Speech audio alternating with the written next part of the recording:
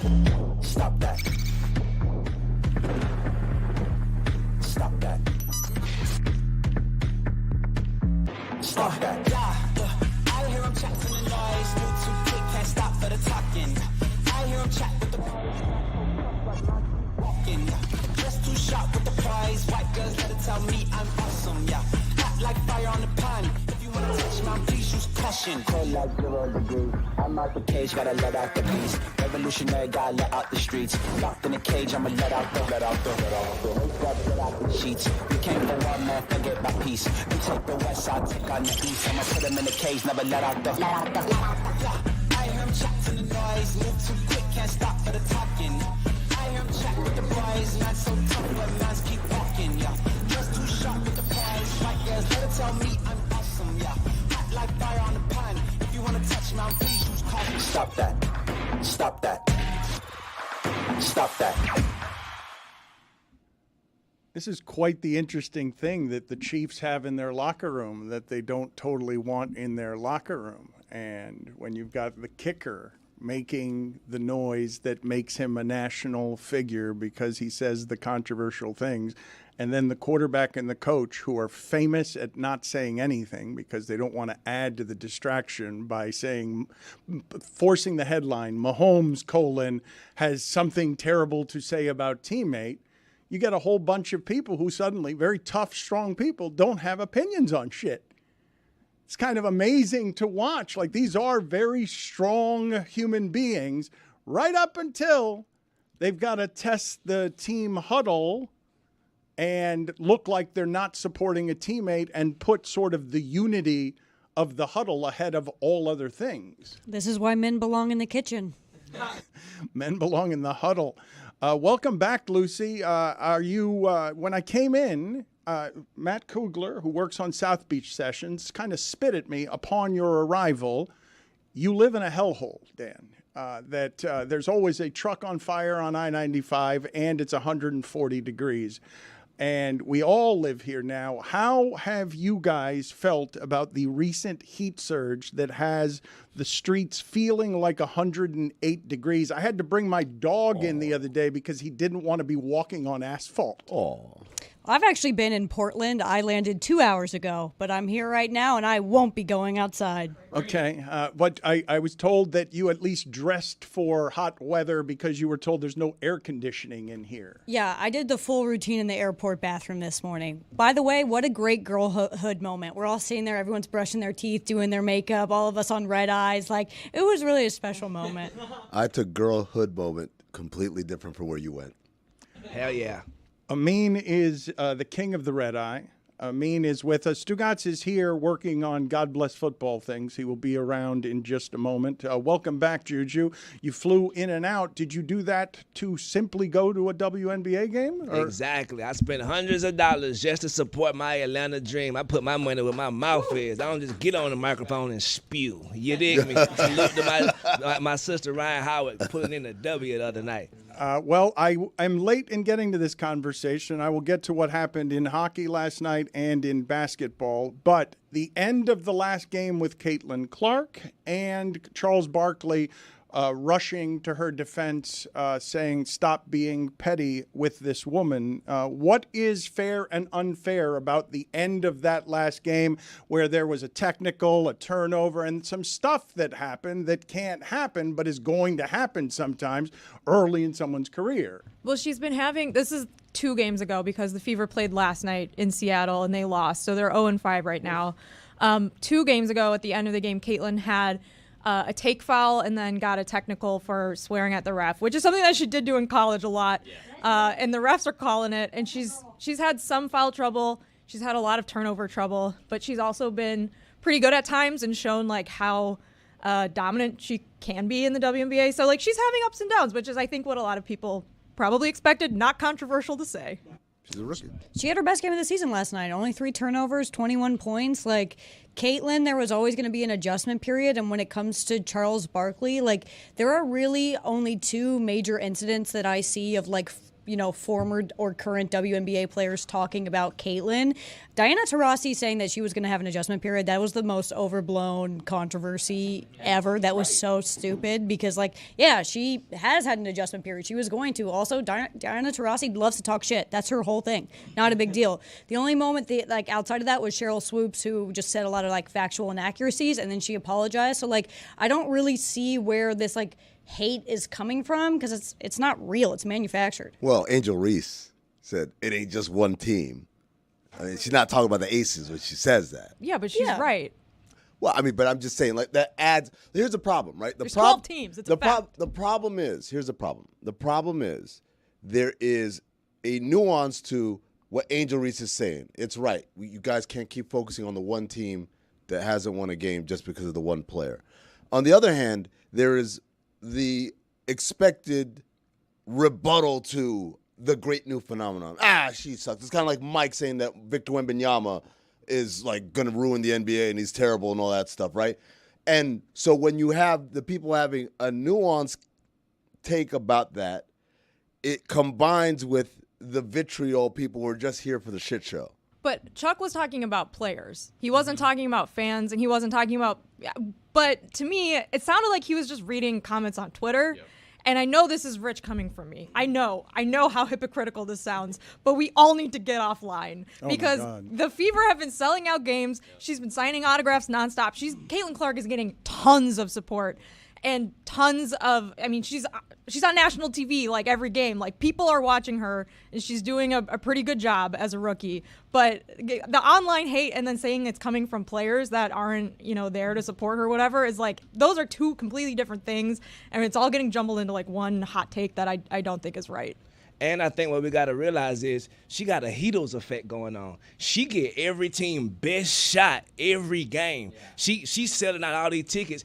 Everybody want to be the one to bring Caitlin Clark head to the game. So she getting all these folks best shots and still performing at this level as a rookie. Come on, man. Salute. I was also thinking last night, the Storm. So the Storm's team has had a lot of changes coming into the season, and they're a pretty new team that's had to learn how to play with one another very quickly, similar to the Fever.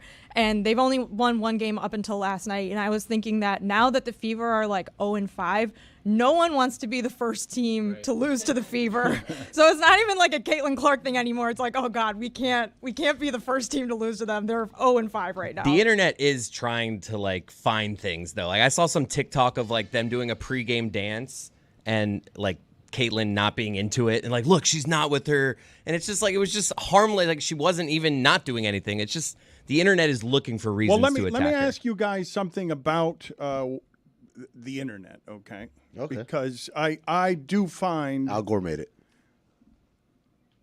I do find interesting that division sells, that celebrating Caitlin Clark is something that we can do watching television, but on the internet, it is a place that creates a great deal of division that feeds off of the division, and things that are divisive are chum to be thrown in the water that allows people to fight about things. And so if lonely man who's angry and repressed and doesn't like women after a lifetime of being rejected by women can have his anonymous viewpoint and attach it to the symbol that Caitlin Clark is by getting into that discussion, whether he cares about the WNBA, sports, or basketball or not, I believe the internet is filled with just an assortment of things that feed the metastasis of that division. It is a place. It's a place for jokes. I'm not saying it's just for division, but I'm saying that when the division catches, it's easier for it to crackle than anything that resembles success, light, or positivity. Yeah, and I don't know, if that's what Charles Barkley's seeing, then that is a separate conversation than the one that I think he was trying to start, which was that players aren't supporting Caitlin Clark and they should be uplifting her. And that whole conversation, that's a completely different thing. Yes, there's tons of toxicity online and tons of evil and hate. No one is disputing that. But I've also seen lately a lot of people, the divisiveness of, was that turnover Caitlin's fault? Was that foul a foul or not? There's been a lot of that too, which that's the type of sports shit that is great. Like, people arguing last night over the inbounds pass that went to Caitlin that she turned over at the end of the game when the Fever had a chance to take the lead late. I think there was like 11 seconds left on the clock. People arguing whether or not it was a good pass to her. And there was another play like a few games ago. People were arguing whether or not, I can't remember what it was, but it was like a whole thing with Caitlin. And like, those are separate things. X's and O's. And it like that, I really appreciate that you can post these clips online. People can argue about like very nitty gritty. Oh, it was the Brianna Stewart. It was the screen.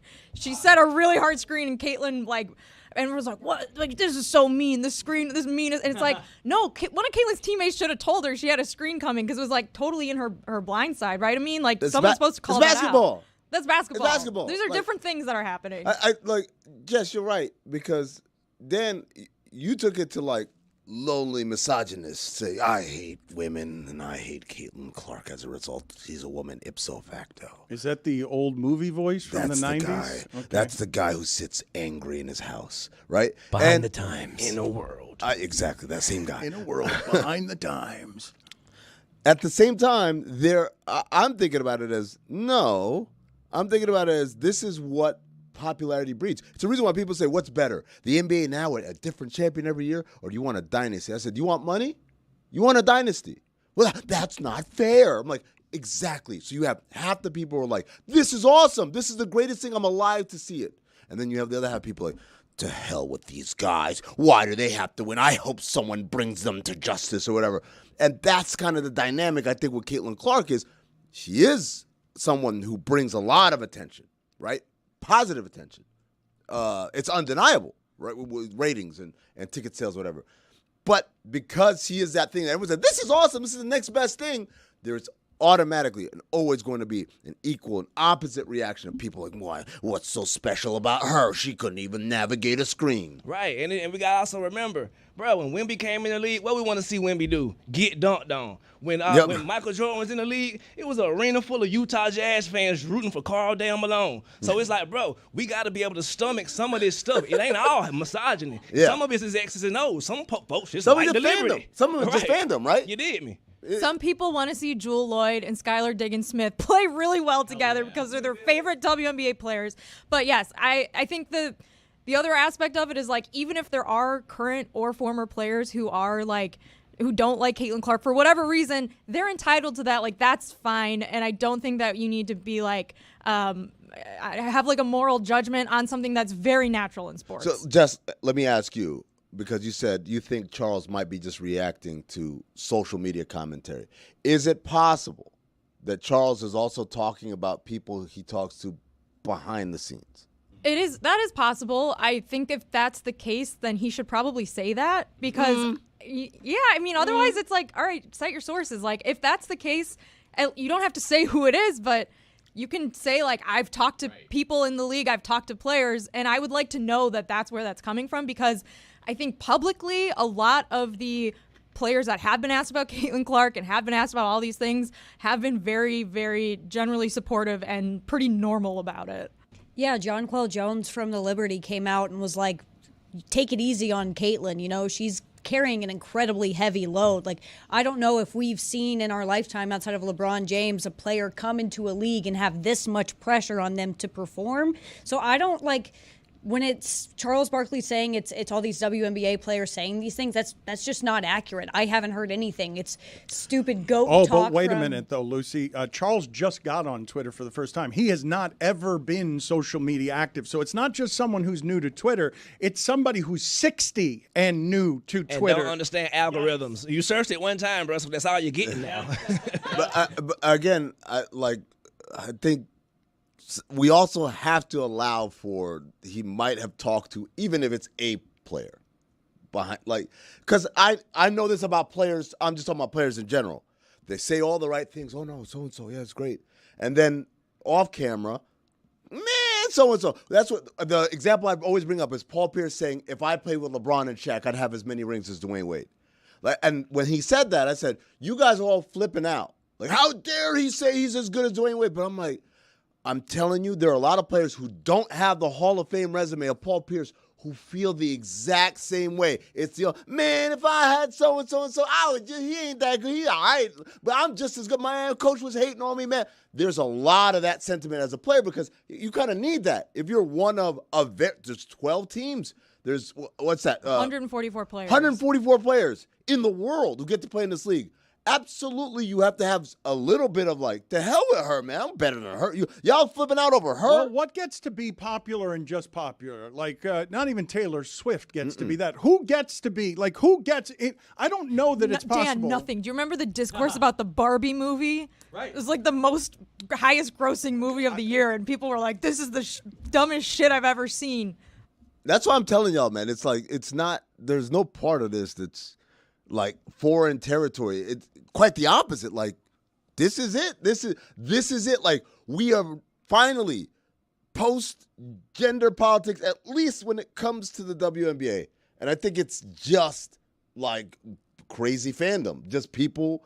I wouldn't go that far. Well, but wait a minute. Let's examine this for a second. I'm an optimist. Because pre-internet, I was blissfully unaware of the pervasive toxicity that has since spread. And I will say that overall, the feeling that the internet gives me is, while addictive and bringing me over to jokes, it brings more toxicity into my life than used to be there pre-internet. So I ask you guys, whether it's Game of Thrones or anything that by Hamilton, anything that by consensus is popular at the time. I know that Amin doesn't like Hamilton. Juju's got a good one. Juju doesn't like Hamilton either. Do you have any? No, Blue's Clues. I ain't never met nobody in the world that's gonna hate on Blue's Clues. Great nomination. Bro. Like, who don't like Blue's Clues, bro? If you don't like Blue's Clues, you're a loser.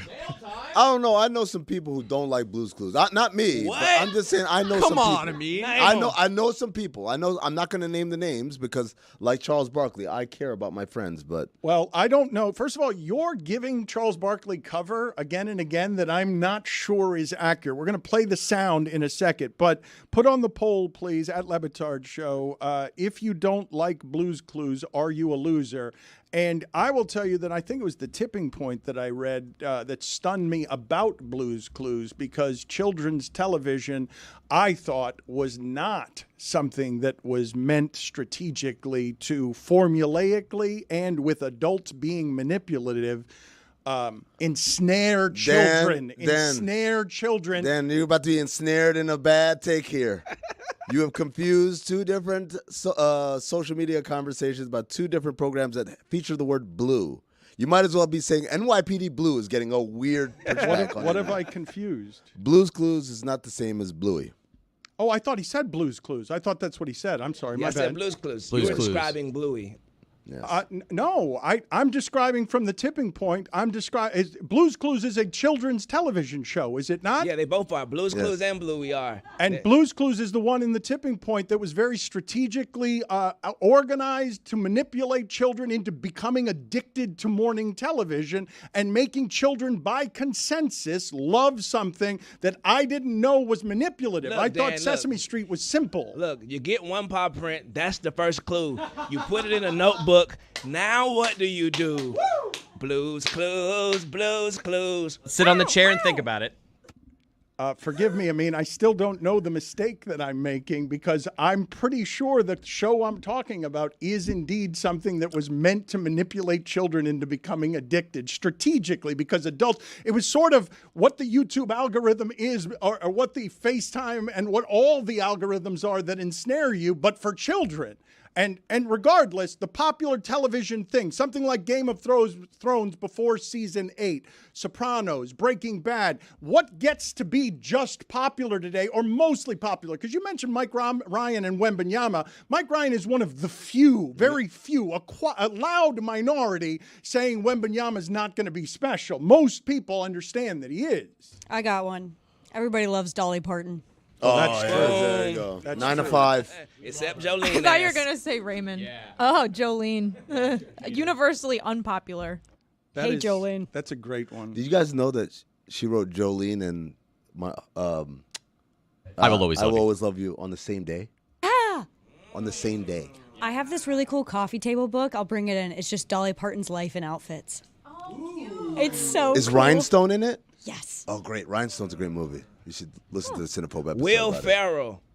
No. No. No, it's a lot of people hate People Will. hate Will Ferrell? Yeah. Some people, Man, I salute think to Will. No. people will be critical of his movies, but you don't dislike No, him. Tony Medley, a Cinephobe staple, Okay. hates on Will Ferrell every single time. Oh, and since has Tony Medley. Well, Well, must look. be the consensus. Look, Tony Medley. We're not going to disrespect Tony Medley on this show, brother. I know who Tony Medley is. I don't think my sister Jessica knows who Tony Medley is. Who is Tony Medley? I don't. Tony Medley is a movie critic whose website we discovered early on in the Cinephobe process, and he hates a lot of different things. Wait, was this the really long review that Zach Harper read during the episode I came on? Yes, Oh, absolutely, I yeah. was wondering That guy. what he was reading. I mean, my brother, I love you. If Black History Month was a couple of months ago, but you need to take your ass to the penalty box for that Tony Medley clear out. No, sir. Well, I can't promote my show, brother. Get out of here. Minor penalty, 2 minutes for boring. Oh, that wasn't boring. What the hell was y'all, man? A lot of things. It was self-serving. It wasn't boring. What was that? Denzel Perriman, I don't know if you guys saw this, but Denzel Perriman said that Jim Harbaugh reminds him of Will Ferrell. And I don't know which Will Ferrell character Denzel Perriman is thinking he's seeing when Jim Harbaugh comes into the room in character. Can you just finally play, please, the Charles Barkley sound that for some reason Amin insists on saying that Charles Barkley is doing a bunch of journalistic reporting and protecting his sources here. This isn't just Charles Barkley being Charles Barkley. You women out there, y'all petty, man. Hey, LeBron, you 100% right on these girls hating on Caitlin Clark. Y'all petty girls. I expect men to be petty because we're the most insecure group in the world. Oh, you are. Y'all should be thanking that girl for getting y'all ass private charters, all the money and visibility she bringing to the WNBA. Don't be petty like dudes. Listen, what she's accomplished, give her flowers. Stop being petty, all you women out there. She got y'all ass charters. She bringing all y'all this money to the table, but y'all being petty like dudes. LeBron, you are 100% right. Y'all girls, stop being petty. Caitlin Clark, thank you for bringing all that money and shine to the WNBA. Do you think the people in the TNT room scatter when they hear him start a thought, you women out there? Zagaki, what the hell was that? I was like, woof. Right away, I'm just like, oof. And LeBron was at the house like, what am I watching? What the hell? What was wrong with that? My fedora. LeBron, you're right. Yeah, LeBron at his house, like, oh no, Chuck. Don't say you women out there and then just bring me into it. LeBron, you are right. LeBron's right. The girls repeatedly might have been. That's Oh another my one. God. Yes, that's going to happen as the powerful men on television age out. I know I have made a number of mistakes, and there is a lot of learning out there to be done. But I think the definition of girls is under 18, correct? Like the formal definition of when you refer to a woman as a girl or when you refer to her as a woman, the cutoff age is 18 years old, It's not right? the GNBA. That's right. That's not even college basketball, isn't even the GNBA. I did want to talk about the game last night between Minnesota and Dallas because it was a little bit stunning to me.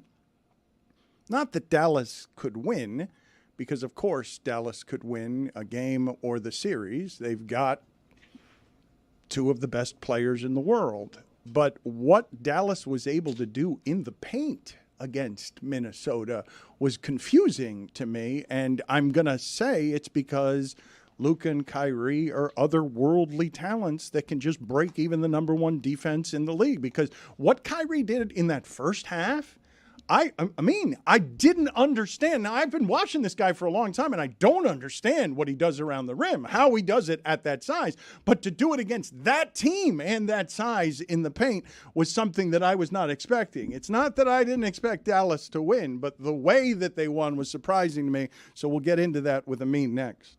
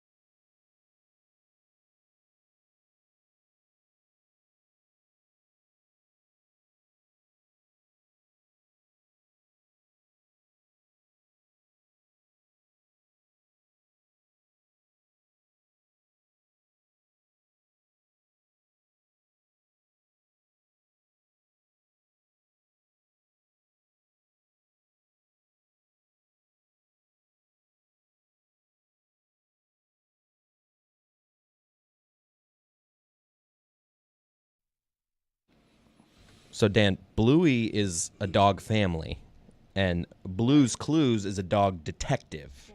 See, Bluey has a nice family, a nice dad, a nice mom. They're both girl dogs, though, Yep, right? They are, which a lot of people are surprised. Bluey is a girl. And it's just it's a damn good family, and it has nothing to do with Blue's Clues, which is a detective show. So I just want to clear that up for the Both you are and for the kids. audience. After the third paw print, you sit down in your thinking chair and you think, and you think some more, and then you think with a little tune on it, you know? I appreciate the clarification. I either miscommunicated or simply got it wrong. What I was trying to articulate to the group is when I read for the first time how adults had created Blue's Clues with a lot of formulaic, strategic things that are meant to keep your child in front of the television in a way that you, the parent, doesn't understand how to make your child that interested in anything. I was startled because I thought children's television was less sophisticated than that. We should do that with this show. Yeah. You know what I mean? Get the kids locked in, numbers go up. And you know it. We got to get that demo. We got to get them hooked early to the addictive stuff. Start them young.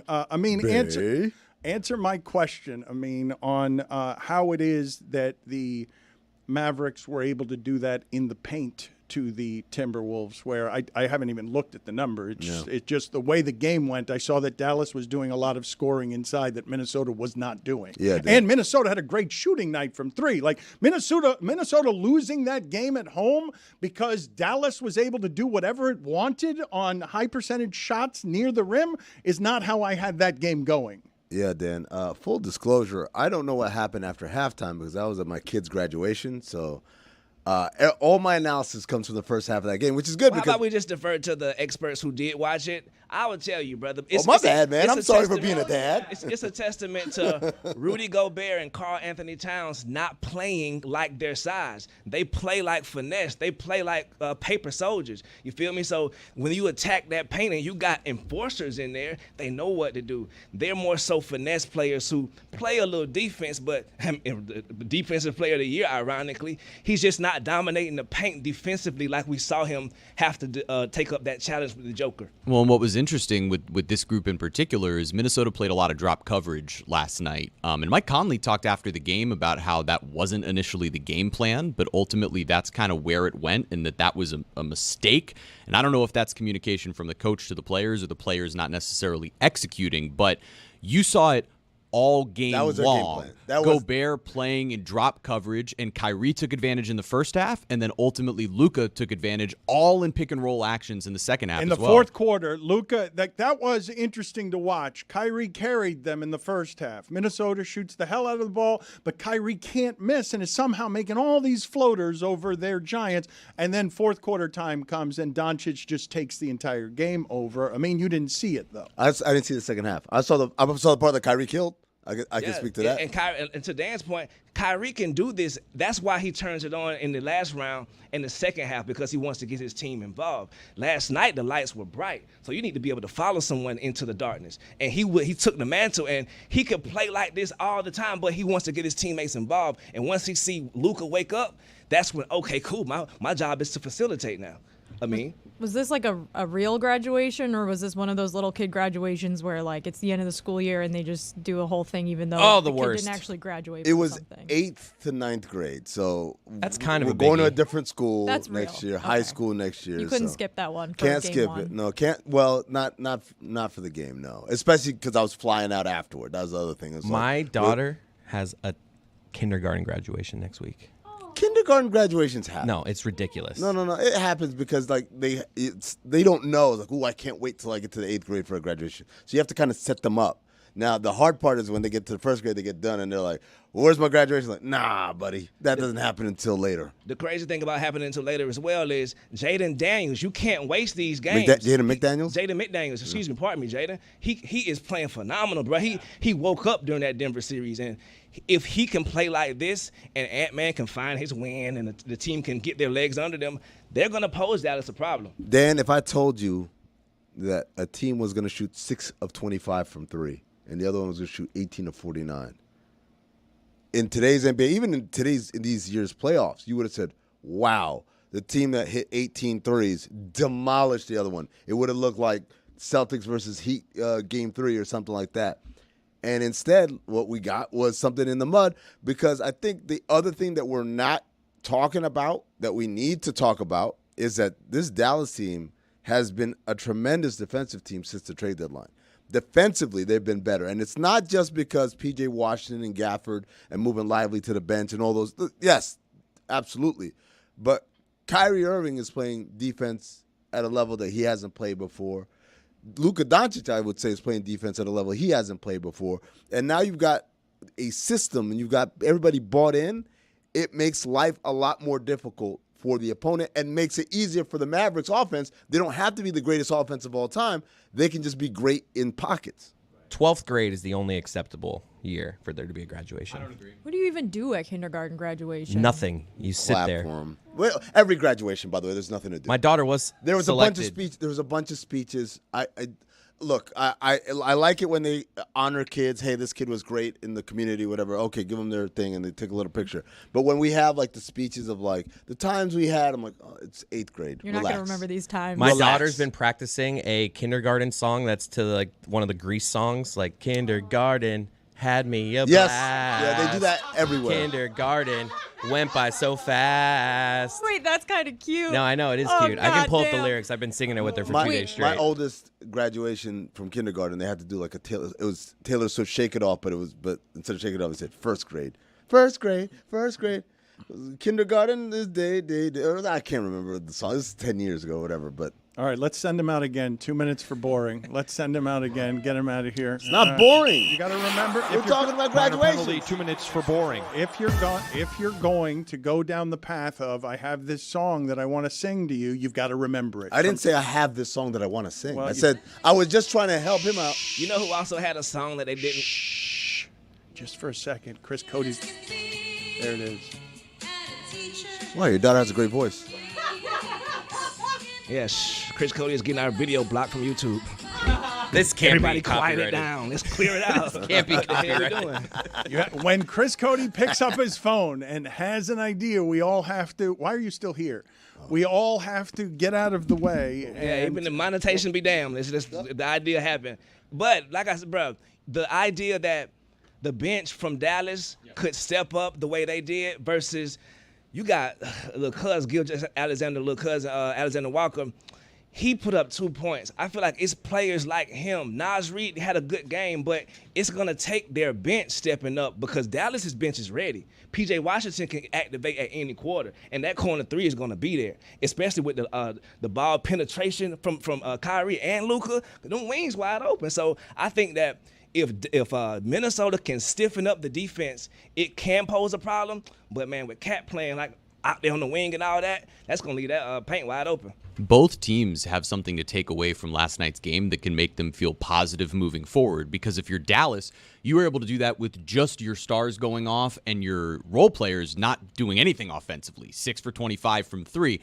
But their defense in stifling the stars of Minnesota in Karl Anthony Towns and Anthony Edwards has to make you feel great. But if you are Minnesota, your stars didn't do anything offensively, and you were still right in that game. You lost by 3. You lost by 3 points. Jaden McDaniels but you playing shot well. the hell out of the ball, though. You shot the ball from 3, and you allowed too many easy shots. There are a couple of things that I would say that are interesting here. This is the first time in the conference finals that 2 teammates playing together in the conference finals for the first time have both gone for 30 since Steph and Durant. That's obviously good company to be keeping. When you talk about McDaniels' awakening, all year that person has been a problem on the perimeter guarding people. He seems very difficult to get around. He bothered Jamal Murray a great deal.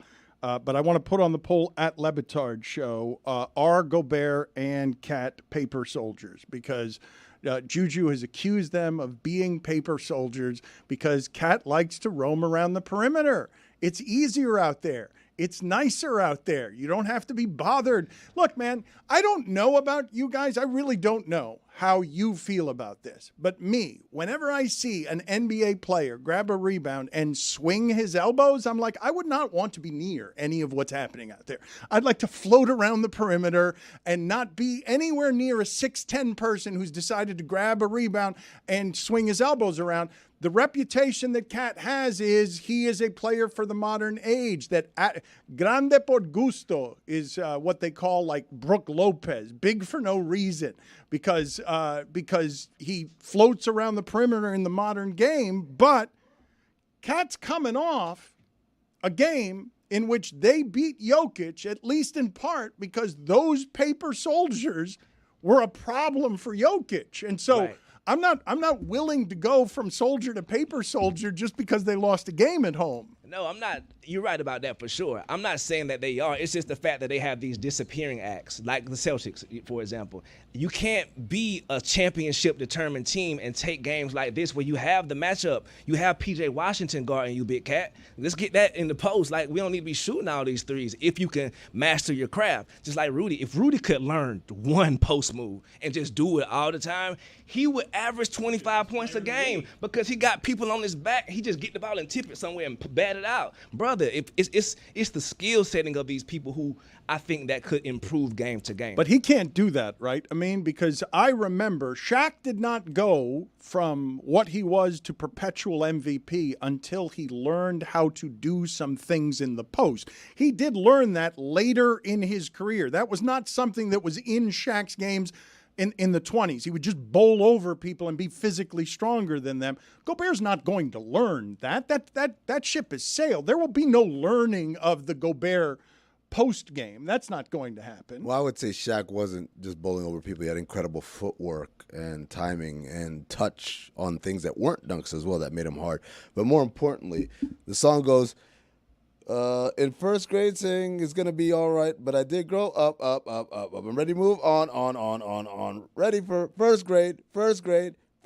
That's how it went. Maybe sing it the way the song goes. I don't so know how the know song goes. I vaguely know the song. The Grease one's a lot better. Yeah, well, look, man, I'm not a Taylor Swift fan, so I know that song a lot better than I know the Taylor Swift song. But we had to sing "The Climb" by Miley Cyrus.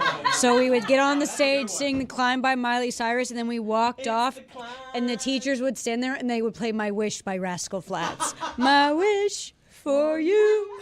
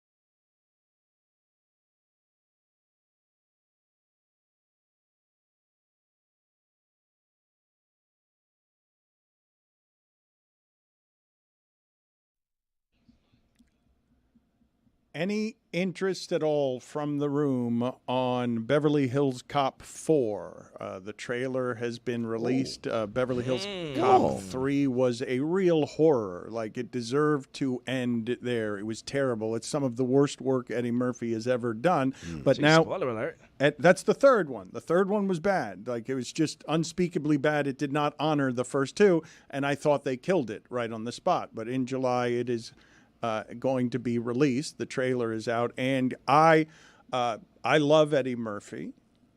He harkens back to a different time for me. In fact, there's another subject here that I'd like to cover with you guys because I was fairly heartbroken to see Joe Piscopo from the 1980 Saturday Night Live cast with Eddie Murphy. Eddie Murphy rescued that show. Would have died if not for Eddie Murphy that year. Joe Piscopo was at the Trump trial yesterday, and I was like, it happened with Scott Baio for me. It happened with the kid from Silver Spoons, where I'm like, oh, Ricky Schroeder? Yeah, not you. Not you. You were, and Joe Piscopo shows up at the Trump trial, and I was like, not you. Not you too, Piscopo. I feel like you're just making words up. I don't know what you just said. No clue. Piscopo. It's a great comedic name. You lost her when you stopped talking about Bluey, Dan. Yeah, I know. Joe Piscopo is a funny name.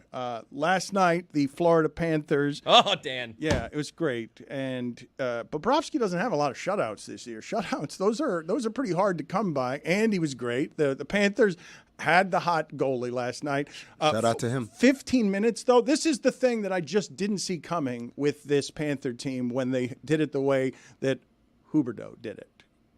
15 minutes without a shot on goal for the Rangers in a playoff game? 15 minutes? Dude, they're doing everything right now. Their 5-on-5 is good. Their penalty kill is good. Their defense is great. They could be a little better on the power play right now, but it is just they are clicking.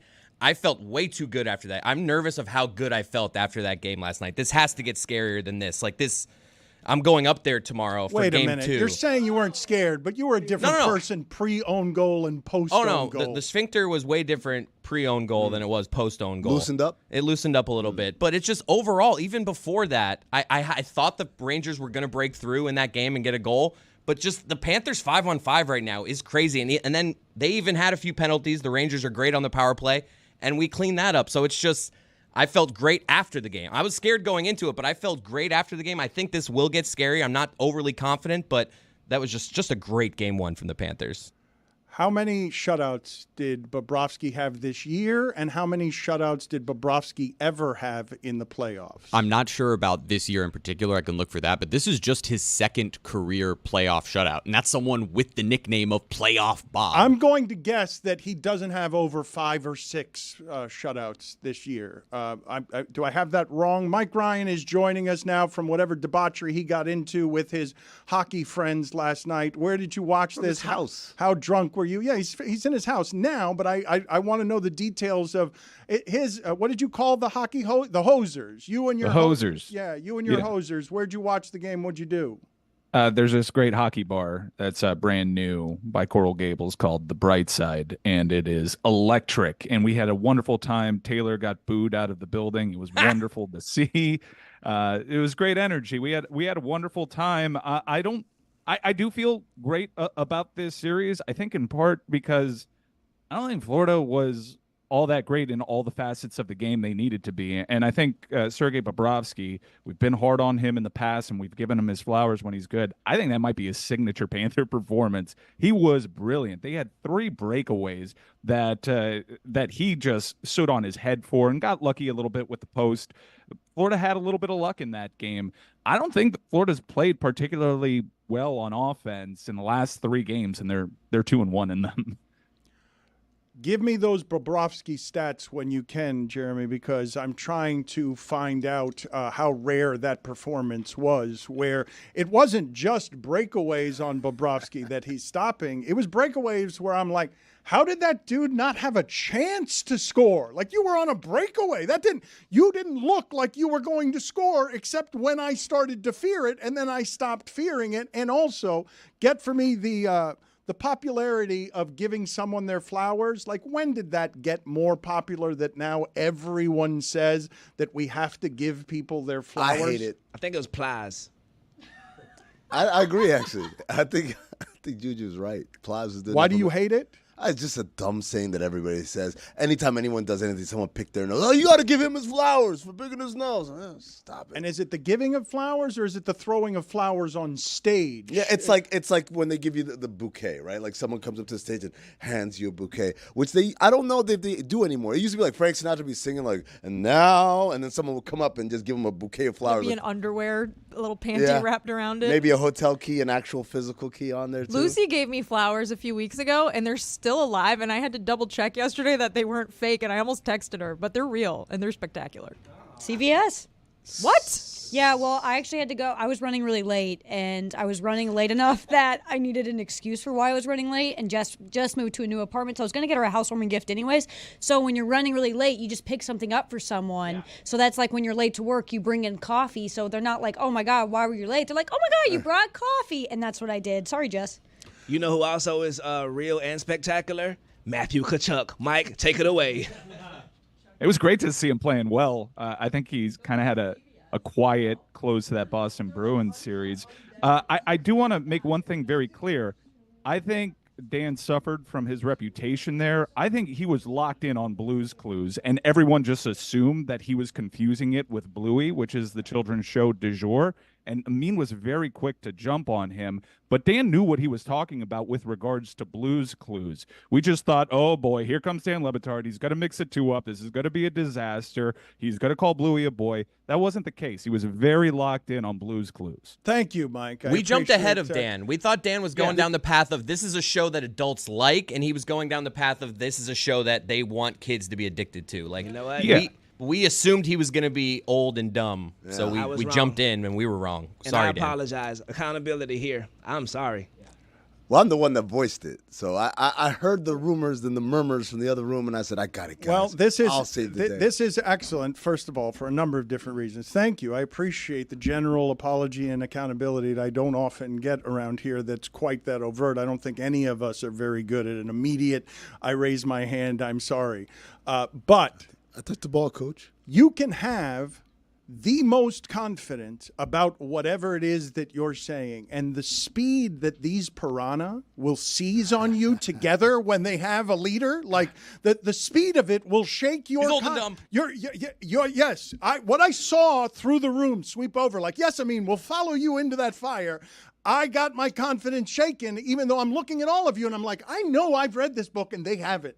Like, I know. Well, not a book.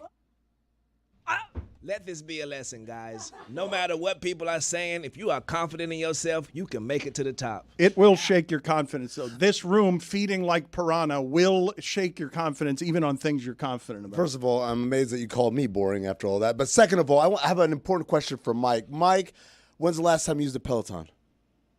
Yesterday. To watch the game? Yeah. Or what did you do? You just sat there. Don't do my boy like that. I get some guff for this. First off, it's a household Peloton. My wife and I enjoy it. I've recently gotten into it. I just had my 51st ride. Thank you for the congratulations. But what I like to do on the Peloton is I take German Peloton classes. Oh. I don't really understand at all what they're saying. They're just angry. But I like how they're saying it. You like how angry they are. Motivating. It's the music's not bad. Reisen. Oh, damn. Okay, Reisen. Reisen. Okay, I'm Reisen now. Okay. Bobrovsky has 6 shutouts during the regular season, and in 7 of his last 8 games, he has allowed 2 goals or fewer. Again, though, as great as he was, 15 minutes. I'm watching playoff hockey, and I'm watching the Rangers, the team that had more points than any in the sport this year. And for 15 minutes, they cannot assemble in a 1-0 game a shot that gets to Bobrovsky. That is a level of hockey that the Panthers have never been capable of. There has never been a Panther hockey team in my lifetime that can go to the playoffs and take a good team and keep them from a shot for 15 minutes. It's just never existed. Yeah, last year's team had a bit of that, but this team is bigger than last year's team, bigger and stronger. I think one thing that they figured out after, granted they were super injured by the time that final came to a close, is we need to get bigger, we need to get deeper, we need to get stronger because we kind of got pushed around by Vegas. So they added a bunch of size, and also Barkov is just out of his mind right now, playing so strong. I don't think that the lack of offense that we've seen over the last 3 games is a direct result of just how great and ferocious the forecheck is for Florida, because the power play has kind of struggled too, even when they have an advantage.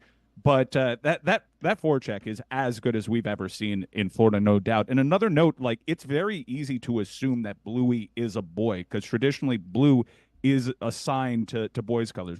This is still going on to this day with gender reveals. And also, I remember when I would answer the phone in my house when I was a child, and there would be like a sales rep saying, "Hello, ma'am, how's it going?" It's very hard to distinguish whether, from a little child's voice, especially in a cartoon, whether or not that is a boy or a girl. But Bluey is indeed a girl, despite the color. Put it on the poll, please, at Le Batard Show. Did you know Bluey was a girl, and should Bluey, by name, be a boy? Let's put up something here on the screen that's going to make Florida fans very happy. Look at how empty that arena is at the end of that game last night, the first playoff game for the Rangers. This is a giant game, and toward the end of it, they're still playing. That is an empty arena. That's not fans leaving. That's fans who have left. Past and tense. Taylor walked in here today saying it's over. He saw 15 minutes of no shots, and he's like, we're totally doomed. You know what? I want to be on the side of paying customers being able to leave whenever the hell they want to. They pay hundreds of thousands of dollars for these tickets, and you wanted me to sit here and watch my team lose? No, sir. I got to go home. It's a school night. No, Juju, that's not what this is about. This is about Miami saying, "Oh, I thought we were the ones that left early." We are very triggered by this. Yeah. It is like I'm starting to see it clearly. The Celtics fans who left early, and then they ended up winning Stugotz style. I had to watch the game outside. The funny thing to me was like, wait a second. You guys didn't leave to beat traffic? You were on foot? Then why'd you leave early? It was a tie game. It was like they were down 3. Why would you leave early? To beat what traffic on foot? I don't think the series is over by any stretch of the imagination. I think Florida, while very good defensively, they also got pretty lucky. Those are chances that New York will put away, and New York's top 6 is going to put up a better effort. I think of their top 6, like half had decent games, the other half went totally missing. Maybe there's some things that they can do to their line, but I think one thing that's really stuck out is Florida's still way more capable of playing a better game. They haven't played their best game, a complete game, in actually quite some time, and I think that's a testament to how good they actually are, and the overwhelming depth that Florida has.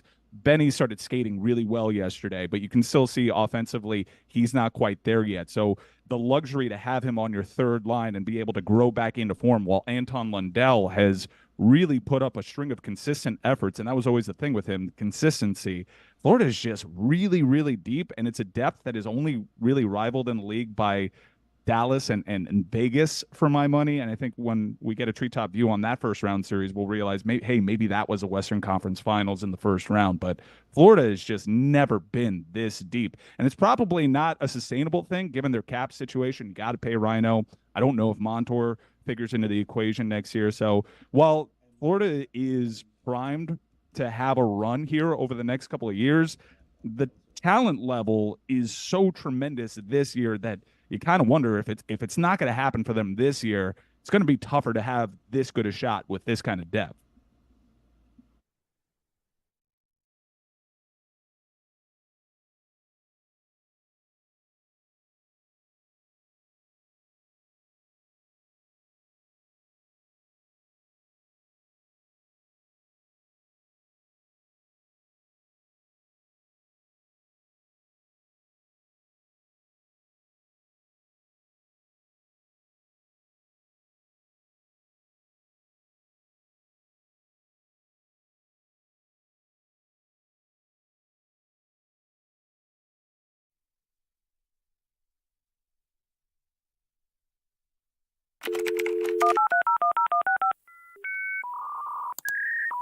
Today's chat room guest is the driving force behind ESPN's First Take, arguably the greatest sports commentator of all time. Let's listen in as Dan and Stu chat with Stephen A. Smith in this classic interview from the DLS archives. I am going to begin the segment by reprimanding Stephen A. Smith, our friend and colleague.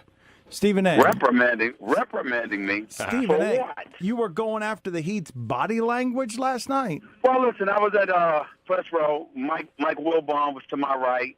Great Sam Smith was to my left. It got to a point where LeBron James was just so frustrated.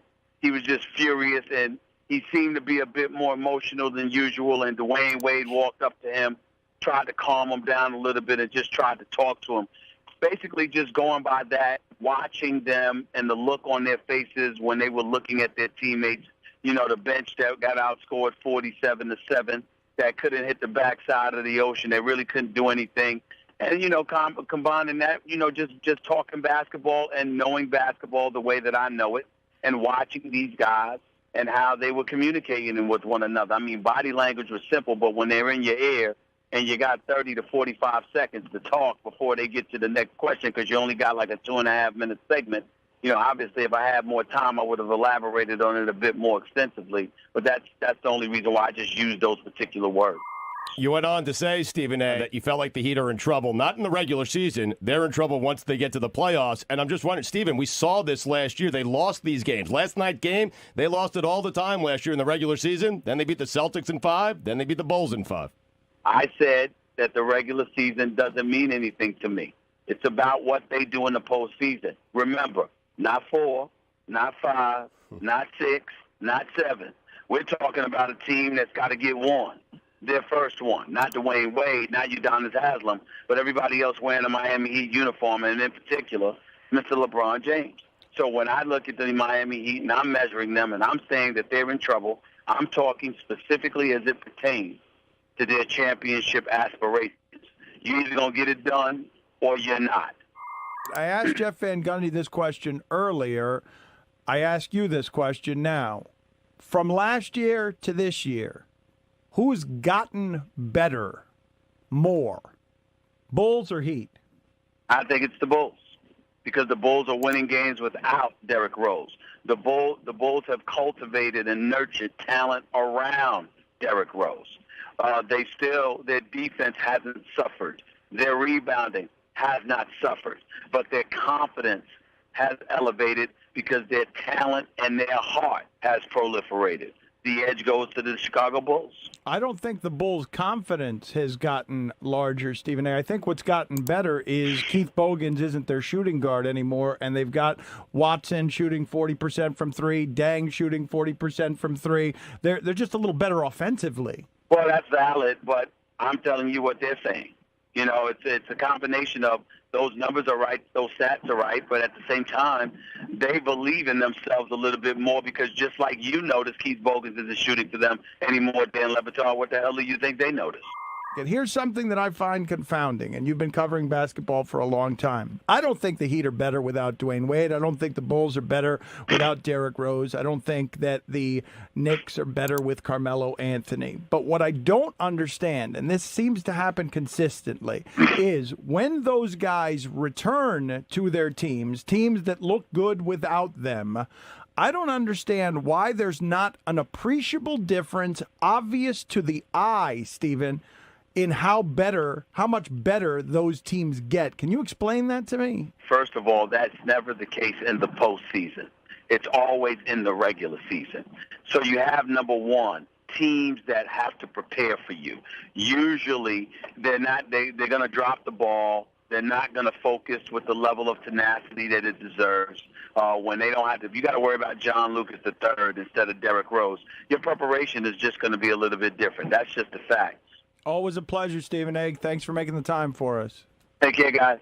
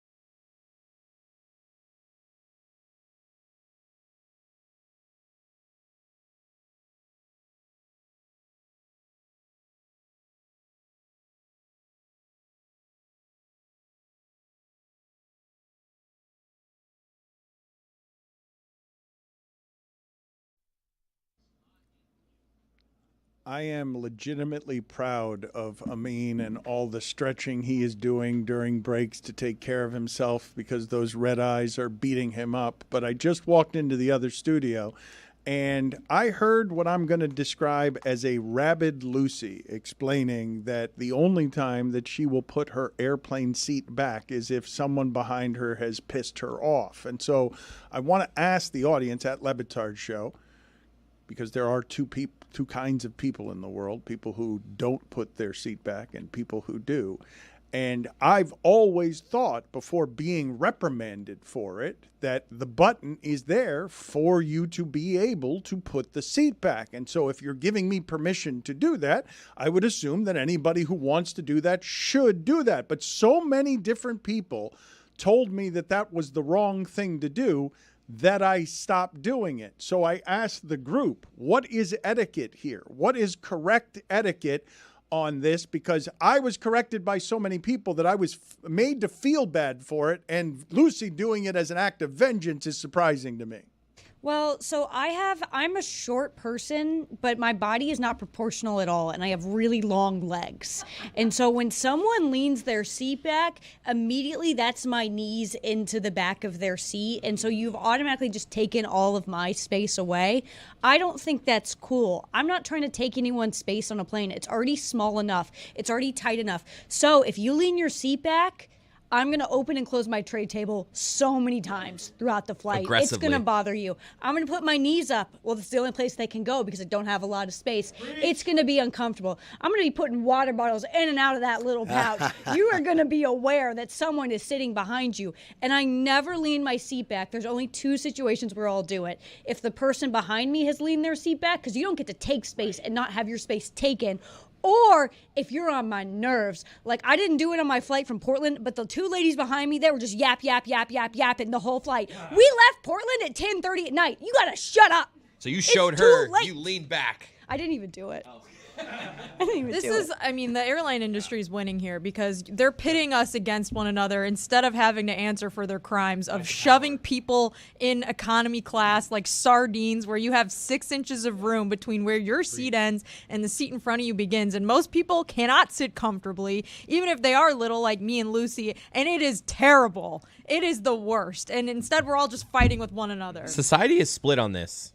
Of like the whether you go back or not. Like, you cannot find consensus on this. Everyone's got an opinion on this. I want to know what the poll reveals, because I still don't know what the room feels. Is there anyone here who will aggressively argue on behalf of the button's there for me to lean back? If you give me the option, it's my option, because I used to think like that and I was just shamed out of that kind of thinking. I think like that. If the person in front of me comes back, I'm going back. That's how I live. That's not what he's saying. That's not what I'm asking. The button is there. Will you press it and always go back? I'm big. I'm physically big. So yeah, you are. I will remind you. Thank you, Chris. I will remind you guys that once upon a time, flights served prime rib. There was somebody in the plane who was cutting up prime rib, and now they just put us all together. That flight from Atlanta, Juju, I don't know which airline you're flying, but are you stuck on top? You're not small either. Like, exactly. There are people stuck all over you because of how the airlines keep doing what the potato chip industry is doing, where they're tricking us with the way they the way they use Family space size tricks bag. us. Yeah, the way they use space is meant to trick us. You're in first class, so I don't know what you're complaining about. Le Batard. Back when I used to fly in a way that didn't give me the personal freedoms that allowed me to put my seat back whenever I wanted to. But now you've got your dog like in front of you, probably. Oh my God! Yes, that's You're right. one of those That's guys. right. I get the pilot to go get me a drink. That's correct. I feel like it also depends on the length of the flight. If you're putting your seat back on like a 2-hour flight, like, come on, what are we doing? No, they just do it. They just do it. My bad, Juju. They just do it to do it. That's why I'm because it's like it's the ultimate asshole move. It's like, we finally taken off. Oh, I don't have to have that regulations of seat backs up, trays up. Like, okay, boom, they go back immediately. I'm you seem like a lean backer. I'm not. I don't know what I'm saying about how I feel about I you. I respect Sort of the racist. sanctity. Yeah, first of all. Whoa. Amin just seems like a guy that would be like, I'm doing what I want here. That escalated to racism very quickly. You put hard R and lean backer. How else am I supposed to take that? No, because I wouldn't. I think Juju wouldn't. Yeah. So you can't call me racist. That kick saving abuse. Well, I guess he got you guys there. I don't know. I don't believe we're defining racism correctly. I'm a lean backer, but Juju's a lean backer. Totally different. I didn't say any of that. Chris, no one has your Want back. that on the record? Yeah, if you lean your seat back, bro, especially in the main cabin. If you in the main cabin leaning your seat back, you are a butt munch, man. Like, that is too rude, bro. I'm tall as hell. I had to ride to Germany. I was in the main cabin. The person in front of me leaning his chair back, I'm talking about every 5 minutes for 10 hours. I gave him one of these. Yeah. Like I played football. Oh, a little elbow. I'm going to make you know I'm mad at you. Yeah. I ain't finna play these. Salute my sister Lucy. I'm going to let you know. Scoot your seat up, bruh. Do you do the knee into the back where, like, they feel the knee hitting their lumbar? I think when you send the message is when you use the restroom. When I'm getting up, you are going to go on a ride. I'm going to get up. That is the worst person on the flight. The person that walks back and forth through the cabin and is like like pushing and pulling every seat bumping back. into every elbow. Juju, I was not clear on whether you were doing football or basketball because at one point you were hitting the blocking sled, but at another point you were throwing elbows to like get post position in basketball. It's a Damakansu, pretty much a Damakansu. We got him kicked out. Yeah, I just give him a little chuck. But to that brother's support, he didn't move the whole fight, bro. He must have took whatever people take allegedly. Pills? You know what I mean? Because he ain't budge. Salute. Lucy's the person on the flight, by the way, who has like every gadget. She has every gadget, every type of thing to help her be relaxed and to sleep. Like she must be on Amazon 24/7 trying to find the latest airplane gadget. I don't know what that is, Lucy, but it looks. Let's go through her bag. That bag. That's not a bag. I don't know what that is. I mean, it's a stocking of some sort, a purple. It looks like a purple stocking for the purposes of the audio it looks audience. Phallic. It's penile shaped. You can say that. Yeah, it is. This is a pillow for audio purposes. You guys talk while I blow it up. Okay, all right. She's going to blow. I thought she was smuggling like alcohol in that thing for a second. Yeah. It's a flask. This is. Is this still on Max? Are we still live? We are still live, but it is not on. Oh, Max. okay. So we can curse now. We can curse on Max. I don't know what you're doing. I'm a window seat girly, and so this is like because of the regular neck pillows, they don't do anything for me. I think they're really uncomfortable. So I put it in between the edge of like the window, the crevasse. And then I use this thing, and you hook it to the like seat rest, and I'm gonna just. It looks a bit like an arm sling, or let's not talk about what it looks like. Okay, we'll stop talking about it. But she's holding it the way. This is a bad visual, but this is how I sleep on the plane. The visual's not as bad because the it's scrotum would be like. What are the other things that you have as devices and that help you fly when Jessica accused you of having an assortment of things you fly with? I left this at home, so I didn't have it for my flight, but I have the little hammock thing, so I open up I fly a lot, so I do too. Take notes. So I open up the little tray table, and then it's a hammock, so I put the hammock in between, and then I close the tray table, and I can rest my feet on, and it makes a world of difference. It's so much more comfortable. And then I also have a little eye mask, and then I have a heated eye mask that goes under. But I use those every night because they're good for your eye health. I learned that from my optometrist. Shout out Dr. J. She is lovely. Dr. J's your optometrist? Yeah. We follow each other on Instagram. And what else do I have? I have a little AirFly thing. So if I have a screen on the seat in front of me, I can plug that in and my AirPods connect to it. Wow.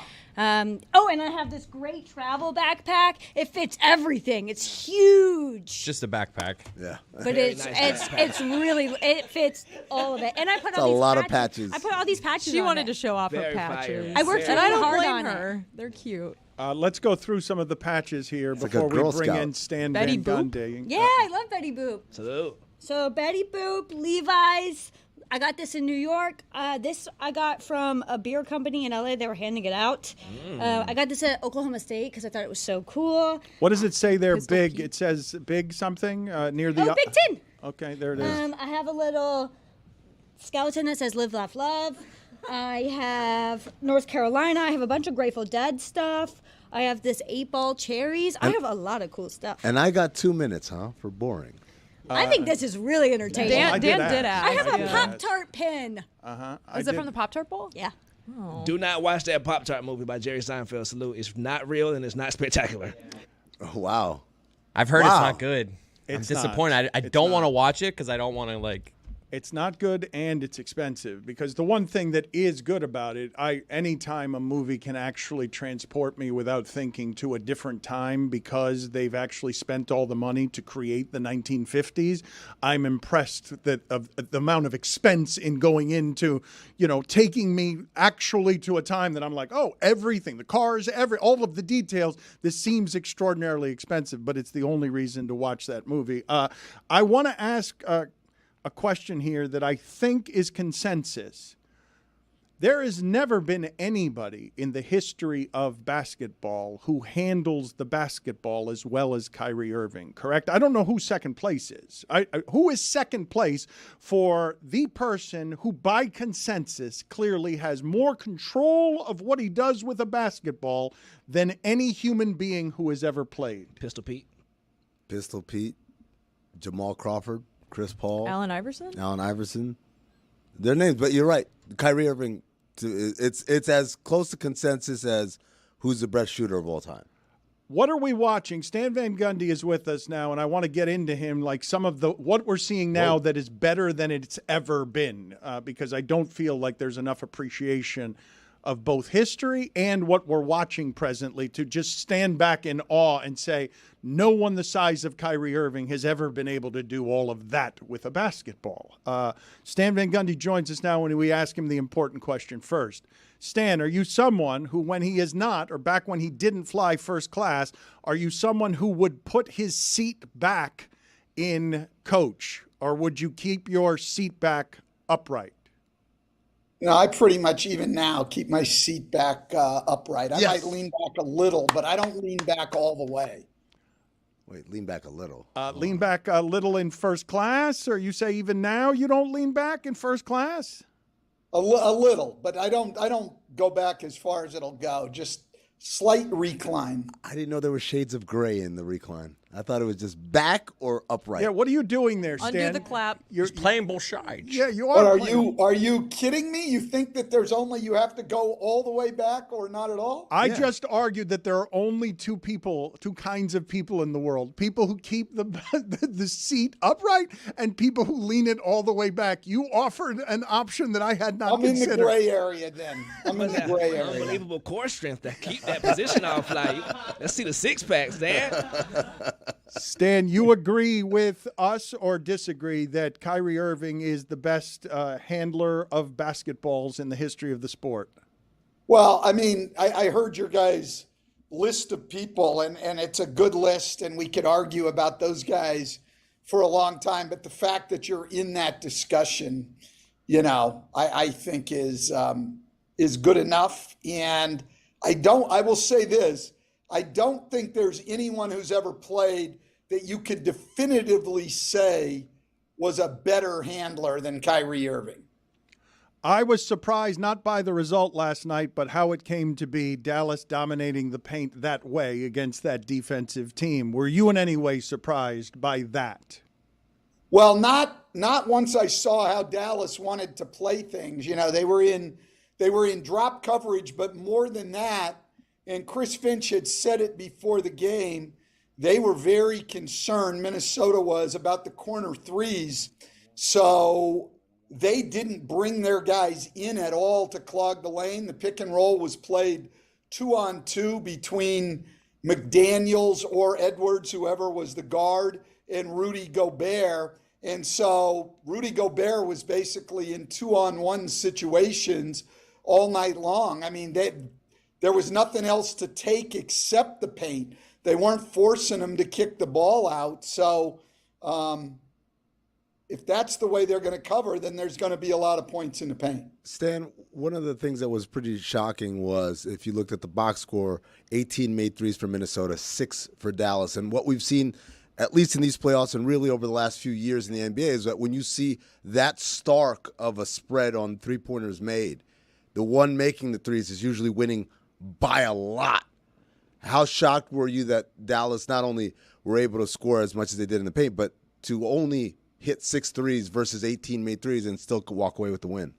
Yeah, no, it is surprising, and you're absolutely right. I mean, what we have seen over the last couple of years, actually, that just doesn't happen very much. But Dallas shot 60% on twos and got 49 shots in the paint. I mean, and those guys can convert in there. And then Minnesota wasn't as good second half, 7 for 24 from three in the second half. So when the three stopped dropping a little bit, they didn't really have anywhere else to go. But the surprising thing also, to me was the game was decided on free throws. Dallas has struggled mightily at the line. They had the worst free throw percentage in the league in the playoffs, coming in under 70%, and they won the game at the line. It was a 3-point game. They go 16 for 17 at the line, and Minnesota goes 11 for 18. So Dallas lost game 4 of the Oklahoma City series, shooting basically the same number of free throws as Oklahoma City and couldn't make them. And last night they turn it around and win at the free throw line. Skipping over to the Eastern Conference for a second, Stan. I'm not sure if you saw this story getting aggregated, but Tim Legler said on Ryan Russillo's podcast that when he wanted to talk about the Pacers, an ESPN executive told him that the Pacers weren't sexy enough to talk about on ESPN. So my question for you is, do you think the Pacers are sexy? Well, I guess it all depends. I think Rick Carlisle would take offense at that. I'm sure Rick looks at himself and says, hey, I'm a pretty sexy guy, so. Put it on the poll, Juju. Does Rick Carlisle look at himself and say, I'm a pretty sexy guy? He says smoking. Yeah. Yes. No. So, yeah, listen, I don't know. I can't comment on the stuff that goes on at ESPN. I honestly, I got to tell you, I watched Game 7, and I didn't think it was as one-sided a coverage as everyone else thought it was. Let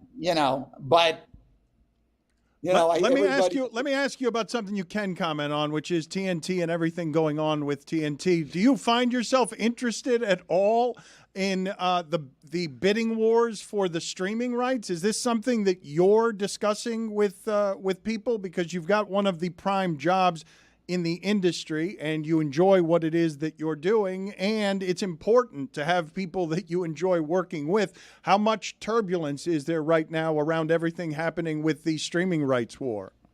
Well, look, I'm not privy to anything. So, and to be quite honest, if they sat down and explained it to me, I wouldn't be able to understand it. The financial stuff, all those things are way over my head. I think obviously everybody's concerned because we take great pride in what we do. We think we do good work at TNT, and you want to see it keep going. So we're concerned to that regard, but we know there's business decisions that have to be made, and it's way above my pay grade. So I don't spend a lot of time worrying about things that I don't have any control over whatsoever. So we'll see what plays out. I think, Charles Barkley had made one comment that I thought was most appropriate in the whole thing, that who he's concerned with, and I would agree with this, is, it's not the people that are on air like us. By and large, we all have made good money and everything else, and at least in terms of a financial thing, it's something that all of us can survive. You feel for the producers, the directors, the camera people, the sound people. Those are the people that, get really affected by this. And that's who we have to deal with. Textbook response. Way to go, Stan. Such a vet. Stan. No, but I would say this too, and I have said this before. I just said it on somebody's podcast the other day. It's one of the things that I really hate. Not hate, but people don't understand when they get onto all this coach on the hot seat and demanding that guys get fired. Look, I don't expect any sympathy for professional coaches, head coaches. we all make great money, and it's all part of the deal that you're not going to have security. But I don't think people understand enough that when they're demanding that a head coach gets fired. When I got fired in Detroit, I had 50 people working for me, and the vast majority of those people were making less than $100,000 a year. A lot and less. You got to understand that those people go out the door also. Yep. You know, when a coach gets fired and new people come in. I just wish people understood that. Doesn't mean that fans, media, whatever, can't think a guy should get fired, but a little more understanding that there's going to be a lot of people affected that really don't deserve that fate. And I've said this before. You know, what really bothers me is there's people in the media who love the coach's hot seat thing, and this guy should get fired. But then when the media are laying people off, we're all supposed to feel sorry for them. No, hell no. I was about to reprimand Stan Van Gundy for not giving us his fresh stuff, for giving us recycled on someone else's podcast. I said this on some podcast. But I think he said it on South Beach Sessions, which comes out tomorrow. I'm pretty sure. Okay, that's good then.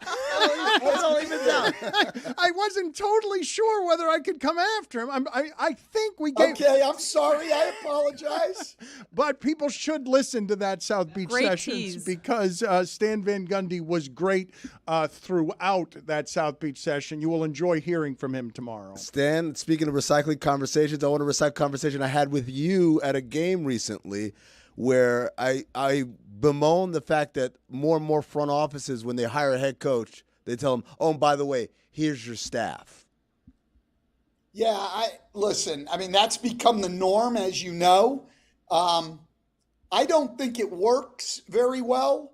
And I also just, in terms of accountability, like, listen, how many GMs would want that? Like, okay, you're in charge of, you know, you're our general manager, but we're going to make the draft choices. We're going to hire the coaching staff, and then we're going to hold you accountable for the result. It doesn't make any sense. And I've just said, and I know I said it to you in that conversation, but what I don't understand is if you look around at the successful franchises, the consistently successful franchises, continuity is a big part of it. And, you know, you look at Miami, you look at San Antonio, who's going to be on the way back up. You know, you look at you look at Denver, and you see the continuity, and you see that they'll go through the hard times without reflexively making a change. And you can tell, hey, that works. And then instead, people say, yeah, that works, but I'm not going to do it that way. What I'm going to do is change my coach every year and shake everything up. And, you know, I think a lot of it is, quite honestly, there's a lot of front office people that just give in to the fans and the media. They get a little criticism, they get scared, and, you know, they don't have the guts to just say, no, we've got the right people. We've got some tough times. We're going to work through it. Speaking of guts, Stan, I saw something that happened here with Roger Goodell saying everyone's entitled to their opinion. Like in America, we all like diversity of opinion. I saw that the Chiefs, Mahomes and Andy Reid, both sort of ran scared from having strong opinions about what Harrison Butker did in his commencement speech. I know that over the time knowing you, because of the love that you have for the women in your life who have taught you so much, that you came up through a caveman world, and in your family, the women taught you how to be less of a caveman. So when you see leaders in football with power run scared away from having anything to say about what Harrison Butker did in that commencement speech, your thoughts are what?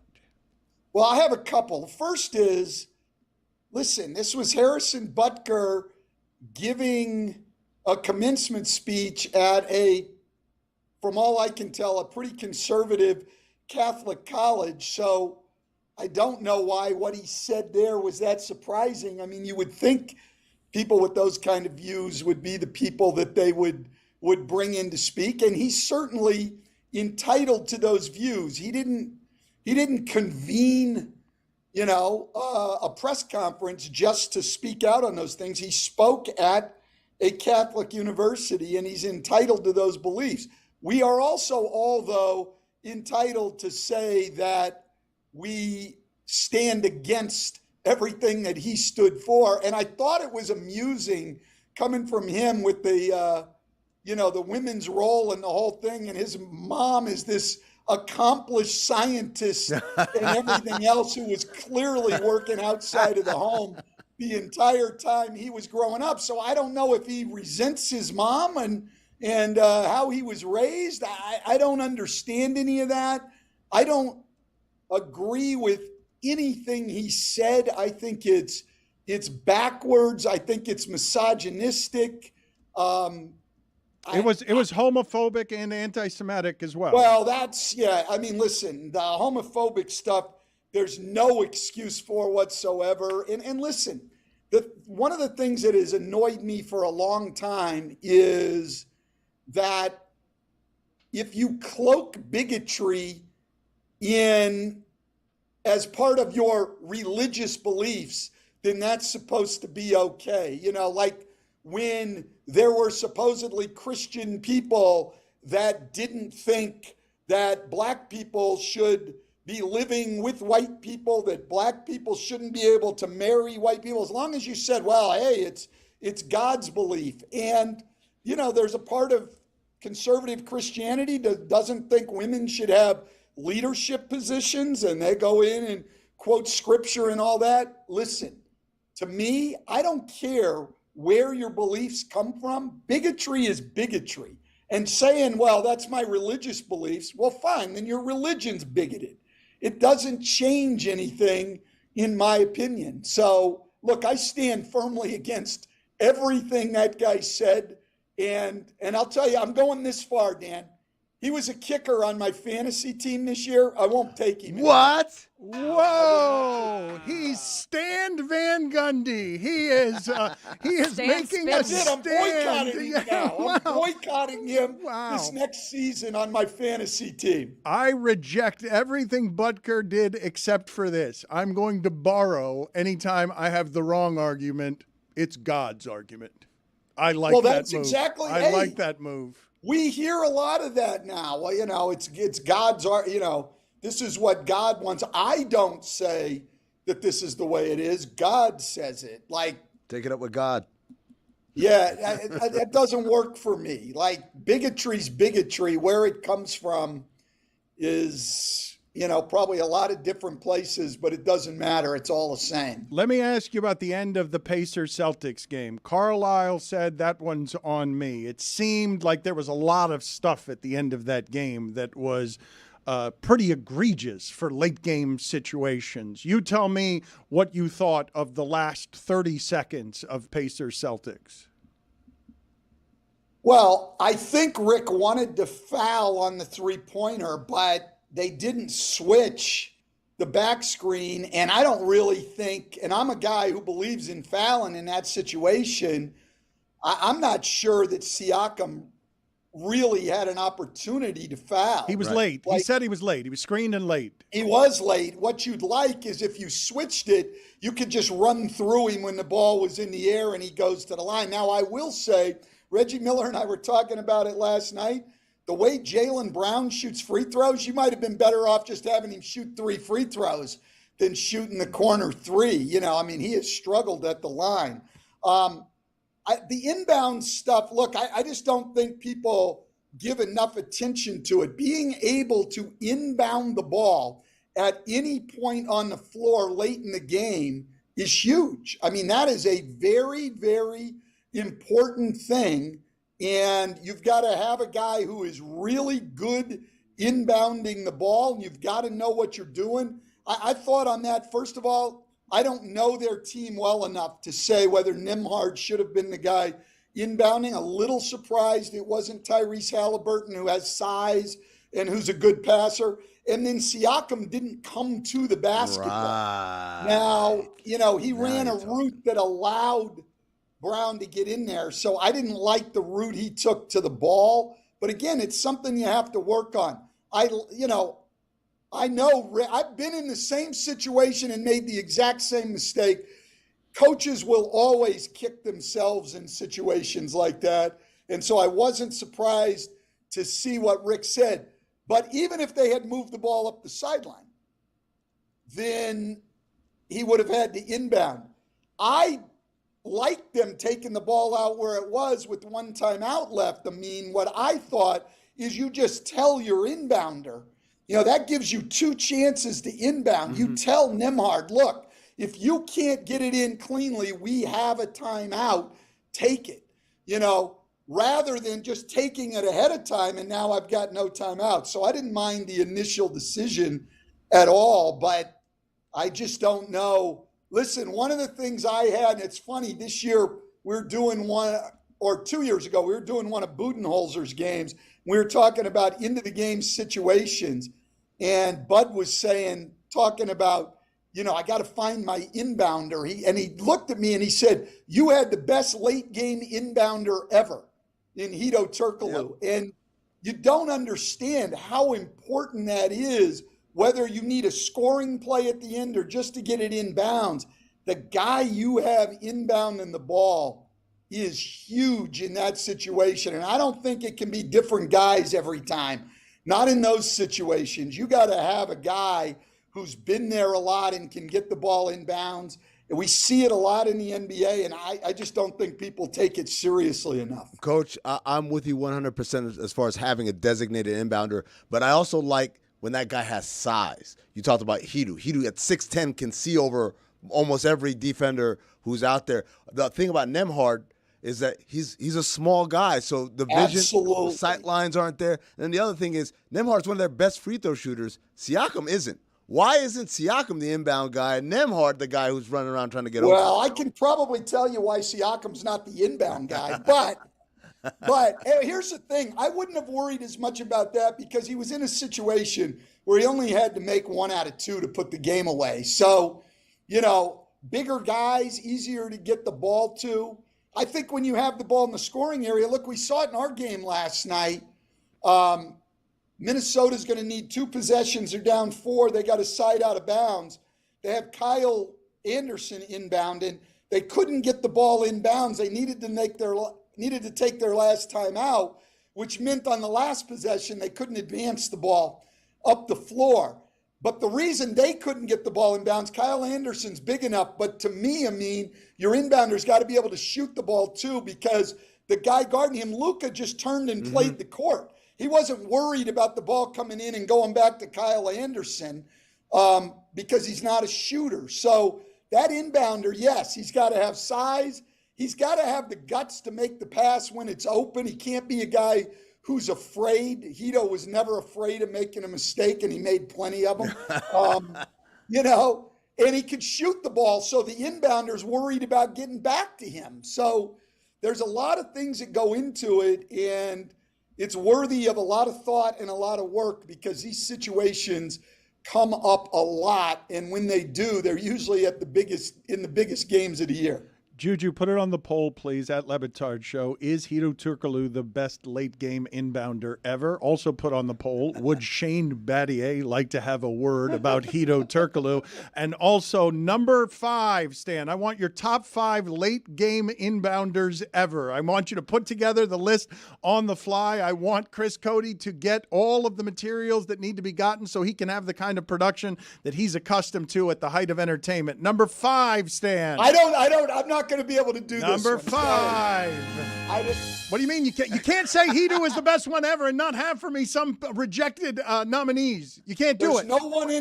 There's no other nominees. Who's the worst of all time? No, we can't do that. Also, I know why Pascal. I'll tell you what. I think Chris Middleton's pretty good in Milwaukee. He's pretty good and a guy you had to worry. Number 5, Chris Middleton. Number 4. Andre Iguodala. I don't have a 4, 3, or 2. This is all off the You should have told me ahead of time. No. I would have done more No, I research. didn't know we were going to be talking about late game inbounding and Hito Turkoglu for 4 minutes. Well, that's what I'm saying, though. It's not something, and fans are not going to know if Hito was or not because it's not something that you think about until you get into a situation like Indiana got into the other night and you can't get it inbounds. But it's also when you need a bucket. Like, it didn't end up working for us. Courtney Lee missed the shot, but we're playing in the finals, and we're really looking. Rashard Lewis sets a back screen. We're going to be looking for him coming off the jump shot, but Courtney Lee was open. Going to the rim, Hito made the pass. Not afraid to make the pass. I think there's too many guys you have either aren't good enough passers or they're afraid to make the play, or inbounding, they hesitate because you're usually only open in those situations for a count. You got to put it on time. The guys who hesitate a little are going to struggle. It's a big skill, but, I think maybe only coaches really understand. Oh, stop, Stan. I know Turkoglu's a good inbounder. Don't disrespect me like that. Really? He's so condescending. So here he is. It's Peasants wouldn't understand. Look, I could come up with a top 5 list of inbounders. You could Well, not. that was the year before I got there, but that's Hito Turkoglu making that pass. I mean, now, you also got to have a guy like Dwight who can go up and you can throw it anywhere. Those guys are hard to find.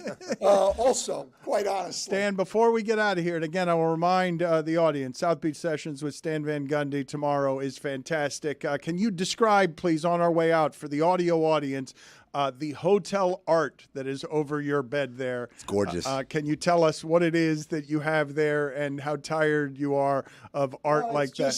It's just the whole back wall is it's wallpaper. Yeah, I don't. Wow. I don't really know. I didn't even notice it was there. So What is it? Is it the ocean? Is that what it is? Is it you don't know what it is? It's just your guess is as good as mine. I think it's abstract, It's but whatever it does, you see in it. gives Dan off Le ocean Batard. vibe. Yes, that's exactly right. It's what you bring to the art, man. All right, put it up on the video, please, now that we have found something to embarrass Stan Van Gundy. No, I said, but here's the thing.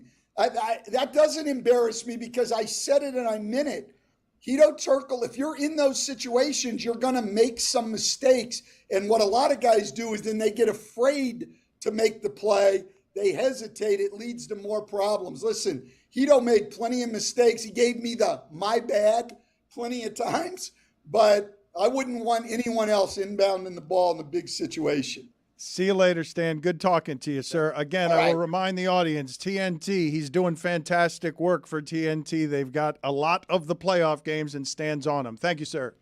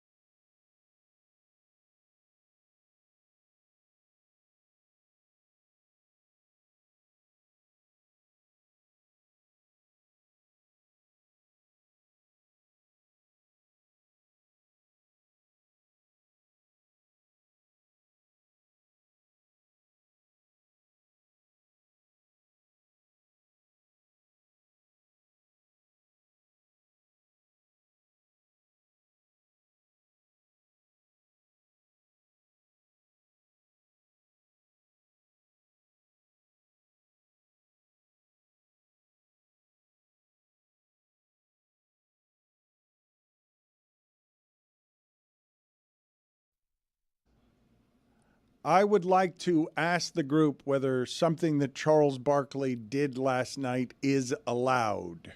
Not the previous thing that we talked about, wondering whether or not it was allowed. Allowed for Charles or allowed? Allowed, if we're going to allow it as sports media consumers, Charles Barkley said before the game last night that after watching Minnesota and Denver and watching Minnesota beat Denver, that he got caught up in the moment and picked Minnesota to beat the Mavericks. But then, before the game last night, changed his pick. Is that allowed? Yes. Before the game, yes. Now, if he had said it after the game. But you get caught up in the moment, and 2 days ago or 3 days ago, you had an opinion, and then no more new information has come out, and your opinion is on the other side. Well, that tells me, again, that he's thought about it. Maybe new information has come to him through process. Maybe he's talking to players. That's right. About the Self-discovery. WNBA. Yes, a lot of reporting that Charles Barkley has Charles Barkley doing. You guys act like Charles doesn't talk to anybody. That's my favorite thing. He doesn't have a press hat, and he's like, "What do you think of this Caitlin Clark character?" He's having conversations with all types of people, and sometimes those conversations might sway him. As a personal friend of Charles Barkley, I could tell you he's a guy who's very open-minded. Say that. Look at me, Louie. But look at me, Louie. You should also say, I'm changing my pick because I had some conversations, maybe saw a shoot around. Something. This is why. Give us a reason. Did he give a reason? He did. He said he got caught up in the moment. That's a good reason. And he said he watched the film. Did he say he watched the film? Yeah, I'm pretty sure. I don't think I'll he go said look and make sure. I've never heard Charles Barkley say, I watched the film.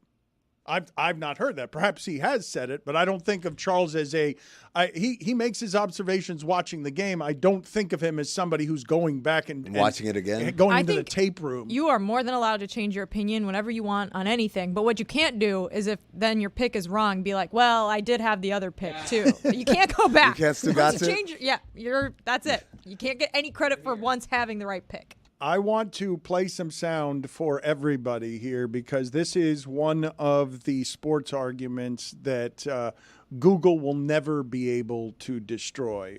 The internet has not quite destroyed the sports argument, but it has made it a lot less fun because you can just go look up when most people are wrong about things. But in this particular case, Shaq and Draymond Green are talking about, I believe it's the Shaq-Kobe Lakers versus the Durant. Is it the Durant Warriors, that Probably. They're talking about how these teams would fare against each other. Here's Shaq and Draymond Green, and the facial reactions of Shaq are great, but so's the commentary. Shaq's Lakers against your Golden State Warriors. Any of my championship team, any of your championship team, who wins? And the bonus question, who guarding me? Please don't say Andrew Bogut. I don't think any one player on our team could have guarded you. I do think there were defensive schemes that we could have thrown at you to affect you. One is not letting you get the ball. So we're going to guard you with a guy in front of you, a guy behind you. They did that. Yeah, I wasn't on the court, though. All right, so what you going to do, stand behind me? I'm standing in front. Ain't no ball getting to you. What you mean the ball don't get to me? I'm not 6 feet. But you ain't 7 feet. I got 7'3" wingspan. And I got 9'4" wingspan. Yeah, but you can't get the ball through me. Andrew Bogut's behind. Strap in the front. We're leaving somebody over there to shoot because you couldn't shoot. But however, Bogut going to be in foul trouble. Now, who your backup center? Me. Draymond, stop. Me. Draymond.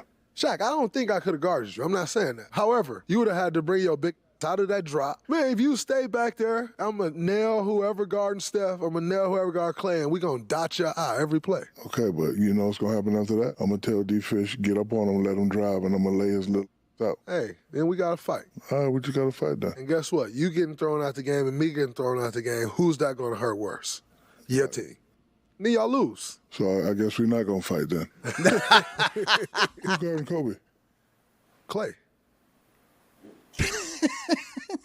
That look at the end, who's guarding Kobe? Clay. What are your thoughts in general? Shaq thinks his team would always beat everyone, even though they lost to the Pistons in 5. Yeah. They didn't have a star. That's what I said. There was a scheme. They showed it, and they said, like, okay, we're going to allow Shaq. People don't remember this. Shaq was destroying Ben Wallace, who was the best defensive player in the game at the time. He was destroying him, but they suffocated everybody else. It says Shaq go nuts. And it worked. And it didn't work in 7 games. They beat them in 5. They beat them pretty handily. No, I think the other thing that people never recognize when you talk about old team versus this team is if the Lakers show up, all right, we're playing these Warrior guys. I've never heard of them, but okay, whatever. And you see Steph Curry pull up from 30. You're like, look at this guy. All right, good luck with that. Oh, shit, it went in. All right, and then the next time, you're like, that was a fluke. And then the next time it happens, and now you're like, okay, we got to get out there and pick up. But now your defense isn't used to picking up 30 feet out. You're not used to fighting over on a screen that's above the three-point line. So all of these things, it's like showing Isaac Newton an iPad. Like Isaac Newton, one of the greatest scientific minds. If I show him an iPad, he's like, what is this sorcery? There's no way he's going to get accustomed to it in time. It's like Eddie Murphy and Martin in Life. They're just arguing about what they would have done. The boom, boom room. It would have been raised. My name would have been in lights. My bad, Jerry. No, speaking of iPads, I mean, maybe that is what Charles Barkley watched film on, because he claims he watched 3 hours of film on the Timberwolves and the Mavericks before this series. Y'all trying to shit on my boy Charles, man. My good friend Charles Barkley. I won't stand for that kind of slander. It was just Dan, by the way. He sent open threats to his daddy on live television. Yes, man. F. Charles Barkley. No, I ain't going to stand for that. Well, you're sitting.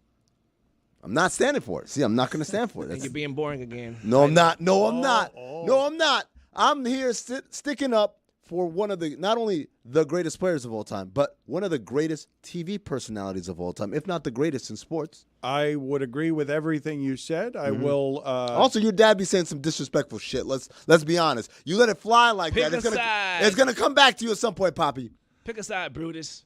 I will apologize on behalf of New Information, correcting my wrong opinion that I do not associate Charles Barkley with the film room. I associate Charles Barkley with being paid at all times to be Charles Barkley. To me, this becomes self-evident during March Madness when they just throw him out there and he does.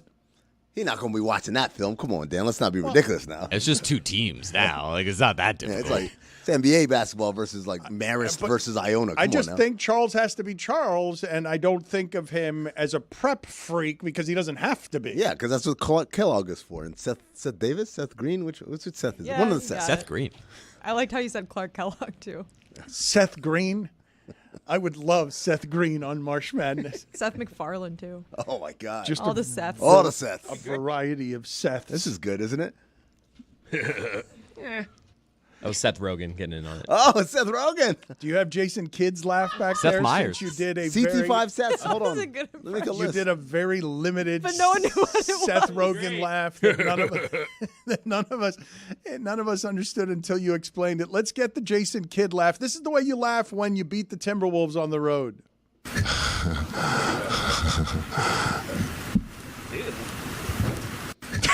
That's terrifying. That's Beavis and Butthead right there. Oh. I believe that there's something about that that's a bit unpleasant, and it's making Jessica and Lucy make the same face. The breaths are as creepy as the laugh. That's me in front of the microwave at 2 a.m. What's in there? Hot Pockets? Like, what are you staring at in there that you're staring at so hungry because you've gotten you got the munchies? What is it that you're staring at? What's in the microwave? Everything concocted together, left over in the refrigerator to make one super meal. I'm going to mess my stomach up in the morning, but F it.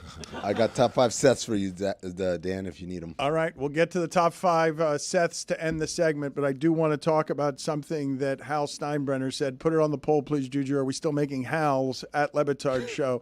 I would be so mad if I were the Steinbrenner family to have the Yankee name on We Can't Afford Stuff. He's talking when they've got Juan Soto and they're playing great and they look better than they've looked in many years because the top of that division is tough.